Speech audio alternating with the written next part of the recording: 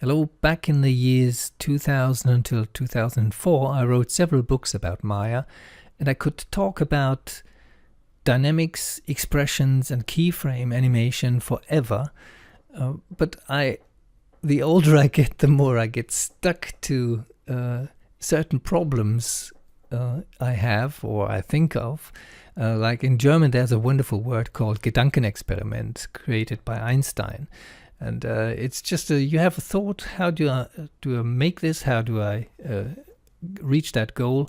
And my question last night was actually, how can I shoot or shove a bunch of hair through a tube? So let's create a tube. We go to the top window, press F, and the right mouse button, go to faces, and we select all of the faces here, because we don't want the caps. So the caps are gone now.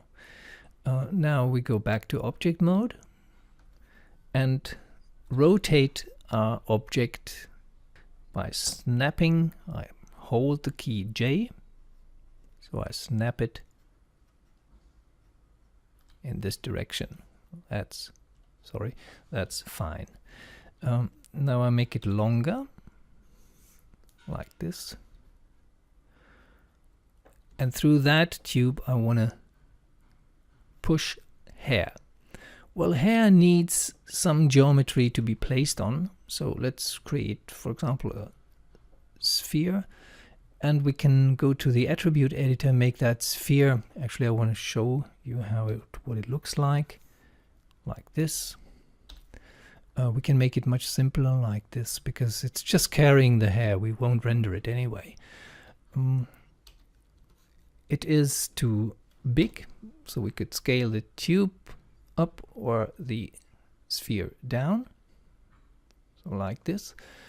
And now we animate the sphere. We could do it with a dynamic process as well, but let me just animate it. So we extend the frame range down here to 1000. That's luxurious, but it doesn't hurt, and it doesn't matter really. So let's go to frame, say 140 or so, or 160, and set the first keyframe for this object here. And now we want the object to shoot through the tube. So it can be here at frame 255, it can be here.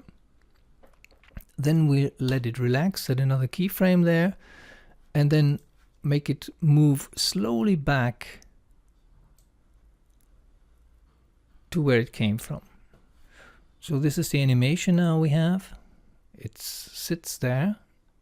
There's a special reason for me letting it sit there for a while. Now it moves through the tube. It exits on the right side. And it slowly moves back to where it came from.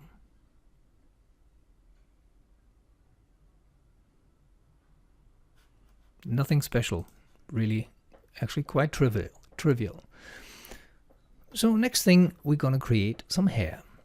Let's go to the beginning of the animation and go to FX, because hair is an FX thing, and here you find the N hair. That's the hair we're dealing with. It's called N hair because it creates a nucleus, which is the simulation system in the current versions of Maya. It's the most modern and advanced way to simulate dynamic systems. So N hair, and with the sphere selected, we create hair. It sits right there. And what it does now is, and just to make sure, go to the timeline, hover the mouse over the timeline, and right mouse click. And then here you have the playback speed. Play every frame, maximum is real time, would be perfect. Just make sure that you have this. So let's run the animation, which is now a mixture between an animation with keyframes and a simulation. So what the hair does, it relaxes a while.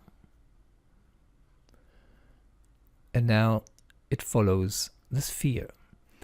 What we want to have is, we want it to actually stick in that tube, the hair I mean. And the way to do it is to define this as a collision object. So let's click on it, and oddly enough, under N here you don't find any collision parameters, but under N cloths you do. Create passive collider. It doesn't really matter where this command sits because it's an N command. It deals with the nucleus which is in the system now. It's right here. That's the nucleus. This is the core of the simulation currently. So we create a passive collider from that tube.